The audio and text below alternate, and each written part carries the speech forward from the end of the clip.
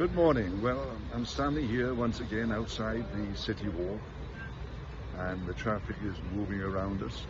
It's a very pleasant day here in Jerusalem. Next Sunday, the fourth Sunday of Easter, the Gospel talks about Jesus saying, "I am the gate." Well, there's several ways you can get into this city, and you've got to go through the gate. You can try climbing the wall if you like. As you can see, it's quite a steep wall. The Crusaders broke in at this point because they found a weakness in the wall. The Germans also broke into the city at this point because they followed the Crusaders' plan when they came to the city. But normally the way into the city is through the gate. And if you go to the gate, you just walk through quite simply. Jesus says, "I am the gate of the sheep." You want to get into the presence of God? You want to have eternal life? I am the gate of the sheep. Come to me. Now there's a fantastic transport system here in Jerusalem. I buy a simple card and I can get on any form of transport at any point and travel to wherever I want to go.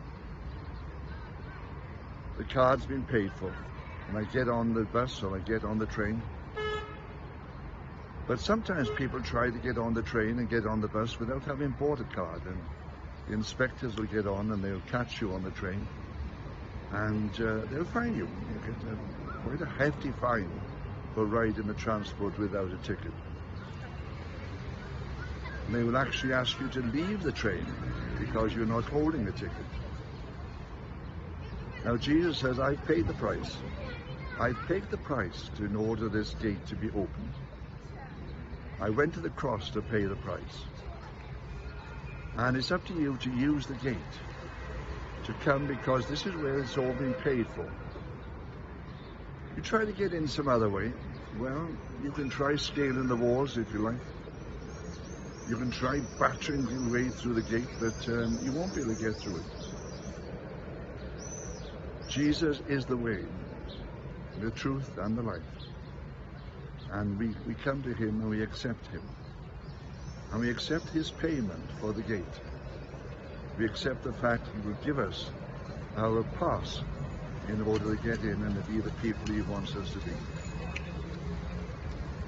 So on this particular day, this Sunday coming up, we thank God for all that he has done for us.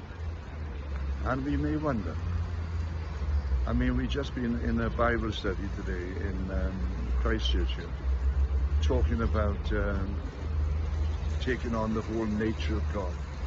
How can you possibly do that? About Jesus saying to us, "Be holy as I am holy." How can we possibly do that? Well, the truth is, of course we can't. But with the grace of God and what Jesus has paid for us, then it becomes possible. Because just as if I was given a ticket to ride the trains, I could ride them for as long as I wanted, because the ticket's been paid for. So if I try to get on the train without the ticket, then I'm going to be thrown off. And so we ask God quite simply to show us how to claim this particular ticket that's been paid for and become the type of people he would have us be. Jesus speaks about himself as the Good Shepherd. And many people think of him as a good shepherd, but the Good Shepherd wants to lead us into the family of God. He wants to show us what our future is like. He wants us to grow, he wants us to develop. But he says to us as well, be careful. Out there in the world there are many traps.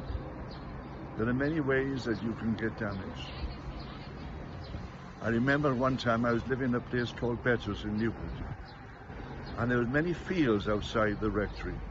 In the daytime, when you could see the way, it was an easy walk. But if you tried to walk those fields by night, you would very quickly fall into a ditch. So in a very real sense as well, if you want to follow Jesus, make sure you're following what he says and doing what he asks. Because there are many dangers in this life. But he says, don't worry. You follow me, you be with me. I will show you the way, and I will show you the gate into eternity. I will lead you through it. You will not be damaged. You will become the people that the Father always meant you to be. May God bless you as you find the gate, which is Jesus, and become those people. Amen.